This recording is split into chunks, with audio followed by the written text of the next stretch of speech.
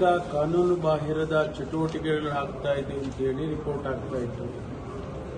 ವಿಶೇಷವಾಗಿ ಬೆಂಗಳೂರಿನ ಪರಪ್ಪನ ಅಗ್ರಹಾರದಲ್ಲಿ ಅನೇಕ ಘಟನೆಗಳು ನಡೆದಿದೆ ಅಂತೇಳಿ ವಿಡಿಯೋಗಳು ಕೂಡ ಬಂದಿತ್ತು.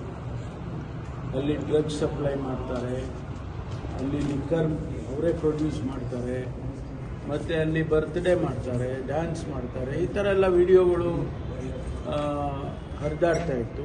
ದಿನನಿತ್ಯ ಇದು ಒಂದು ರೀತಿಯಲ್ಲಿ ನಮ್ಮ ಇಲಾಖೆಗೆ, ಪ್ರಿಸನ್ ಇಲಾಖೆಗೆ ಸವಾಲಾಗಿತ್ತು. ನಾವು ಈ ಸಂದರ್ಭದಲ್ಲಿ ಒಂದು ಸಮಿತಿಯನ್ನು ಮಾಡಿ ನಮ್ಮ ADGP ಲಾ ಆ್ಯಂಡ್ ಆರ್ಡರ್ ಮಾನ್ಯ ಹಿತೇಂದ್ರ ಅವರ ನೇತೃತ್ವದಲ್ಲಿ ಒಂದು ಸಮಿತಿಯನ್ನು ಮಾಡಿ ಇದು ಯಾವ ರೀತಿ ಇದನ್ನು ತಡೆಗಟ್ಟಬಹುದು ಮತ್ತು ಏನು ಕ್ರಮ ತಗೊಂಡ್ರೆ ಇದನ್ನೆಲ್ಲ ನಿಲ್ಲಿಸೋದಕ್ಕೆ ಸಾಧ್ಯ ಆಗ್ತದೆ ಮತ್ತು ಸಮಸ್ಯೆಗಳೇನಿದ್ದಾವೆ ಇದನ್ನು ನೋಡಬೇಕು ಅಂತೇಳಿ ಅವರಿಗೆ ಟರ್ಮ್ಸ್ ಆಫ್ ರೆಫರೆನ್ಸನ್ನು ಕೊಟ್ಟು ನಾವು ಸಮಿತಿ ಮಾಡಿದ್ದು. ಆ ಸಮಿತಿಯವರು ಕೂಡ ಒಂದು ವರದಿಯನ್ನು ಕೊಟ್ಟಿದ್ದರು.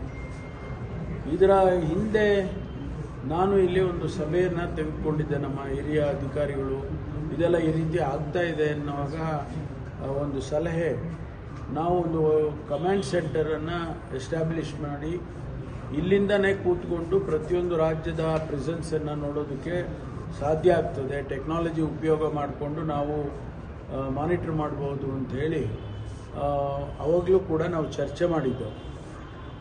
ಯಾವಾಗ ನಮಗೆ ಈ ಸಮಿತಿ ವರದಿ ಬಂತು, ಅದರಲ್ಲಿ ಕೂಡ ಎಲ್ಲ ಪ್ರೆಸೆನ್ಸನ್ನು ಮಾನಿಟರ್ ಮಾಡೋದಕ್ಕೆ ಒಂದು ಫೆಸಿಲಿಟಿ ಕ್ರಿಯೇಟ್ ಮಾಡಬೇಕು ಅಂತೇಳಿ ಬಂದಿತ್ತು. ಆ ಆಧಾರದ ಮೇಲೆ ಇವತ್ತು ಒಂದು ಸೆಂಟ್ರಲೈಸ್ಡ್ ಕಮಾಂಡ್ ಸೆಂಟರನ್ನು ಮಾಡಿದ್ದಾರೆ. ಈಗ ತಾವೇ ನೋಡಿದಾಗೆ ಎಲ್ಲ ಜಿಲ್ಲಾ ಹೆಡ್ ಕ್ವಾರ್ಟರ್ಸನ್ನು ಪ್ರೆಸೆನ್ಸನ್ನು ಈಗ ಕನೆಕ್ಟ್ ಮಾಡಿದ್ದಾರೆ. 8 ಜಿಲ್ಲೆಗಳಲ್ಲಿ ಮತ್ತು 4 ಚಿಕ್ಕ ಪ್ರಿಸನ್ಸಲ್ಲಿ ಕೂಡ 8 ಪ್ರಿಸನ್ನು ಮತ್ತು ಸೆಂಟ್ರಲ್ ಪ್ರಿಸನ್ನು ಇದನ್ನೆಲ್ಲ ಕನೆಕ್ಟ್ ಮಾಡ್ಕೊಂಡಿದ್ದಾರೆ. ಮುಂದಿನ ದಿನಗಳಲ್ಲಿ ಎಲ್ಲ ತಾಲೂಕಾ ಹೆಡ್ ಕ್ವಾರ್ಟರ್ಸ್ನಲ್ಲಿರ್ತಕ್ಕಂಥ ಪ್ರಿಸನ್ಸ್ಗಳನ್ನು ಕೂಡ ಕನೆಕ್ಟ್ ಮಾಡ್ತಾರೆ.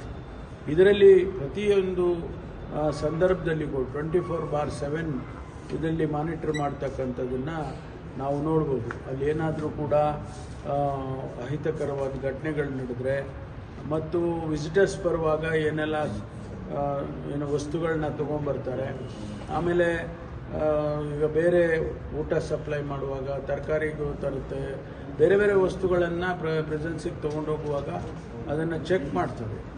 ಆ ಚೆಕ್ ಮಾಡೋದು ಕೂಡ ನಮ್ಮ ಕ್ಯಾಮರಾದಲ್ಲಿ ಕಾಣಿಸುತ್ತೆ. ಹಾಗಾಗಿ 1076 ಕ್ಯಾಮರಾಗಳನ್ನು ಇವತ್ತು ಈ ಫೀಡ್ನಲ್ಲಿ ಮಾಡಿದ್ದಾರೆ, ಕಮಾಂಡ್ ಸೆಂಟರ್ಗೆ ಕನೆಕ್ಟ್ ಮಾಡ್ಕೊಂಡಿದ್ದಾರೆ. ಮುಂದಿನ ದಿನದಲ್ಲಿ ಇನ್ನೂ ಹೆಚ್ಚಿನ ಕ್ಯಾಮ್ರಾಗಳನ್ನ ಹಾಕಿ ಅದನ್ನು ಕನೆಕ್ಟ್ ಮಾಡ್ಕೊಳ್ತಾರೆ. ಇವೆಲ್ಲ ಆರ್ಟಿಫಿಷಿಯಲ್ ಇಂಟೆಲಿಜೆನ್ಸ್ ಯೂಸ್ ಮಾಡಿ ತುಂಬ ಮೈನ್ಯೂಟ್ ಇದನ್ನು ಕೂಡ ನೋಡ್ತಕ್ಕಂಥ ರೀತಿಯಲ್ಲಿ ಮಾಡಿದ್ದಾರೆ. ನನಗನ್ಸುತ್ತೆ ಇದು ಒಂದು ರೀತಿಯಲ್ಲಿ ಕಾನೂನು ಬಾಹಿರವಾದ ಚಟುವಟಿಕೆಗಳು ನಡೆಯುತ್ತೆ ಪ್ರಿಸನ್ಸಲ್ಲಿ ಅನ್ನೋದು ಇದೆಯಲ್ಲ, ಅದನ್ನು ತಡೆಗಟ್ಟೋದ್ರಲ್ಲಿ ಸಹಾಯ ಆಗುತ್ತೆ ಅಂತೇಳಿ ನಾನು ಭಾವಿಸ್ಕೊಳ್ತೇನೆ. ಮತ್ತು ನಮ್ಮ ಸಿಬ್ಬಂದಿಯವರು ಕೂಡ ಎಚ್ಚರಿಕೆಯಿಂದ ಇರ್ತಾರೆ. ಯಾವಾಗ ಕ್ಯಾಮ್ರಾದಲ್ಲಿ ನಮ್ಮನ್ನೆಲ್ಲ ನೋಡ್ತಾರೆ ಅಂತ ಹೇಳಿದ್ರೆ ಅವರು ಕೂಡ ಕೆಲಸ ಮಾಡುವಾಗ ಸ್ವಲ್ಪ ಅವರು ಎಚ್ಚರಿಕೆಯಿಂದ ಕೆಲಸ ಮಾಡ್ತಾರೆ ಅಂಥೇಳಿ ಅನಿಸುತ್ತೆ. ಹಾಗಾಗಿ ಒಟ್ಟಾರೆ ನಮಗೆ ಈ ಪ್ರಿಸನ್ಸ್ನಲ್ಲಿ ಏನು ಕಂಪ್ಲೇಂಟ್ಸ್ ಬರ್ತಾ ಇತ್ತು, ದಿನನಿತ್ಯ ನಾವು ಕೇಳ್ತಾ ಇದ್ದು, ಅಲ್ಲಿ ಫೋನ್ ಸಿಕ್ತು, ಇಲ್ಲಿ ಚಾಕು ಸಿಕ್ತು, ಇಲ್ಲಿ ಚೂರಿ ಸಿಕ್ತು ಅಂತೆಲ್ಲ ಹೇಳ್ತಾ ಇದ್ವಿ. ಅದೆಲ್ಲವೂ ಕೂಡ ಇವತ್ತು ಒಂದು ರೀತಿಯಲ್ಲಿ ನಿಲ್ಲುತ್ತೆ ಅಂತ ಹೇಳಿ ನನಗೆ ಭರವಸೆ ಇದೆ.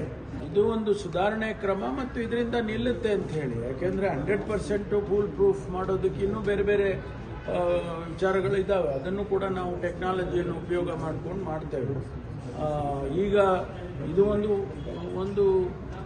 ಒನ್ ಅನದರ್ ಸ್ಟೆಪ್ ಅಷ್ಟೇ. ಇದರಲ್ಲಿ ನಮಗೆ ನಿಲ್ಲುತ್ತೆ ಅಂತ ಹೇಳಿ ಅನಿಸುತ್ತೆ. ಇದಕ್ಕಂದ್ರೆ ಈ ಪೊಲೀಸರು ಚಾಪೆ ಕೆಳಗಡೆ ನುಗ್ಗಿದ್ರೆ ಕಾರಾಗೃಹದ ಕೈದಿಗಳು ರಂಗೋಲಿ ಕೆಳಗಡೆ ನುಗ್ತಾರೆ ಅನ್ನೋ ಮಾತಿದೆ. ಇದ್ರದ್ದು ಎಲ್ಲದಕ್ಕೂ ಬ್ರೇಕ್ ಬೀಳುತ್ತಾ ಅಂತ ಸರ್? ಅಲ್ಲ, ನಾವು ಭೂಮಿ ಒಳಗಡೆ ನುಗ್ಗಬೇಕು ಅಷ್ಟೇ, ಅದನ್ನು ಮಾಡಬೇಕಲ್ಲ. ಯಾಕೆಂದರೆ ಈಗ ಅವರು ಚಾಪೆ ಕೆಳಗಡೆ ನುಗ್ತಾರೆ, ರಂಗೋಲಿ ಕೆಳಗಡೆ ನುಗ್ತಾರೆ, ಅದಕ್ಕೂ ಕೆಳಗಡೆ ಭೂಮಿ ಇದೆಯಲ್ಲ, ನಾವು ಭೂಮಿ ಒಳಗಡೆ ನುಗ್ಗಿ ಎಲ್ಲ impact ಒಂದು ಒನ್ ಆಫ್ ದಿ ರಿಪೋರ್ಟ್ ಬೇರೆ ಬೇರೆ ಎಲ್ಲ ರಿಪೋರ್ಟ್ಸ್ ಎಲ್ಲ ಅಂದ್ರೆ ಇದು ಯಾರ್ದಾರು ಕರ್ತವ್ಯ ಲೋಪ ಆಗಿದೆ ಅಂತ ಏನಾದ್ರು ಇಲ್ಲ, ಅದರಲ್ಲೇನಿಲ್ಲ, ಅದೇ ಬೇರೆ ಇದೆ. ಯಾವ ಥರ ಸುಧಾರಣೆ ಮಾಡಬೇಕು ಅಂತೇಳಿ ನಮಗೆ ಸಲಹೆಗಳು ಕೊಟ್ಟಿದ್ದಾರೆ. ಸರ್, ಸೆಂಟ್ರಲ್ ಜೈಲ್ ಪಕ್ಕದಲ್ಲಿ ಐ ಸೆಕ್ಯೂರಿಟಿ ಜೈಲು ನಿರ್ಮಾಣ ಆಗ್ತಿದೆ ಸರ್, ಅದು ಯಾವಾಗ ಲೋಕಾರ್ಪಣೆಗೊಳ್ಬೋದು? ಆದಷ್ಟು ಬೇಗ. ಇಲ್ಲ, ಅಲ್ಲಿ ಸ್ವಲ್ಪ ಟೆಕ್ನಿಕಲ್ ಪ್ರಾಬ್ಲಮ್ ಇತ್ತು, ಒಂದು ಸ್ವಲ್ಪ ಅಲ್ಲೇನೋ ಒಂದು ದೇವಸ್ಥಾನದ್ದು ಅದೆಲ್ಲ, ಅದನ್ನೆಲ್ಲ ಬಗೆಹರಿಸ್ಕೊಳ್ತಾ ಬರ್ತಾ ಇದ್ದೀವಿ. ಅದಾದಮೇಲೆ ಓಪನ್ ಮಾಡಿ ಇವಾಗ ಸೀರಿಯಸ್ ಆಗಿ ನಾವು ತೊಗೊಂಡಿದ್ದೀವಿ.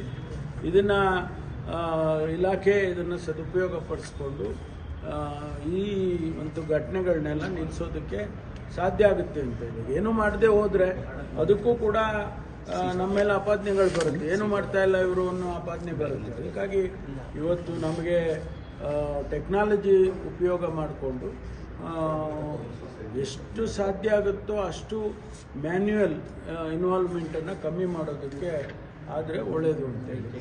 ಎಡಿಜಿಪಿ ಅವರು ಹಿತೇಂದ್ರ ಅವರು ಏನು ರಿಪೋರ್ಟ್ ಕೊಟ್ಟಿದ್ರು ಇಲ್ಲಿ ನಮ್ಮಲ್ಲಿ ಈಗ ಅವರು ಚೆಕ್ ಮಾಡಲಿಲ್ಲ ಅಧಿಕಾರಿ ಅಂತ ಆಫೀಸರ್ಸ್ಗಳ ಮೇಲೆ ಏನು ಕ್ರಮ ಆಗುತ್ತೆ? ಅವಾಗ ಅಲ್ಲ ಅಂತ ಆದಾಗ ನಾವು ಕ್ರಮ ತಗೊಳ್ತೀವಿ. ಇಂಥ ಅಲ್ಲಿ ಏನಾಗುತ್ತೆ ಅಂದರೆ ಇಂಥದೇ ಅಧಿಕಾರಿ ಅಂತ ಗೊತ್ತಾಗುತ್ತೆ. ಯಾರೋ ಹೇಳಿದ್ರು ಕೇಳಿದ್ರು ಅನ್ನೋ ಪ್ರಶ್ನೆ ಬರಲ್ಲ. ಅವನ ಕ್ಯಾಮ್ರಾದಲ್ಲಿ ಅವ್ನು ಕ್ಯಾಪ್ಚರ್ ಆಗ್ತಾನೆ. ಆ ಅಧಿಕಾರಿ ನೋಡಪ್ಪ ನೀನೇ ಮಾಡಿದ್ಯಾ ಅಂತೇಳಿ ಅಲ್ಲಿ ಫೀಡ್ ಕೂಡ ಕ್ಯಾಪ್ಚರ್ ಆಗಿರುತ್ತೆ. ಅವಾಗ ಕ್ರಮ ತಗೊಳ್ಳೋದಕ್ಕೂ ಅನುಕೂಲ ಆಗುತ್ತೆ. ಆಮೇಲೆ ಸಿಬ್ಬಂದಿಯವರು ಎಚ್ಚರಿಕೆಯಿಂದ ಕೆಲಸ ಮಾಡ್ತಾರೆ. ನಾನು ಕ್ಯಾಮ್ರಾದಲ್ಲಿ ಕಾಣಿಸ್ತೀನಿ, ನಾನೇನಾದರೂ ತಪ್ಪು ಮಾಡಿದ್ರೆ ನಾನು ಸಿಗಾಕೊಳ್ತೀನಿ ಅನ್ನೋದು ಅವ್ರಿಗೂ ಗೊತ್ತಾಗುತ್ತೆ. ಸರ್ ಹಿತೇಂದ್ರ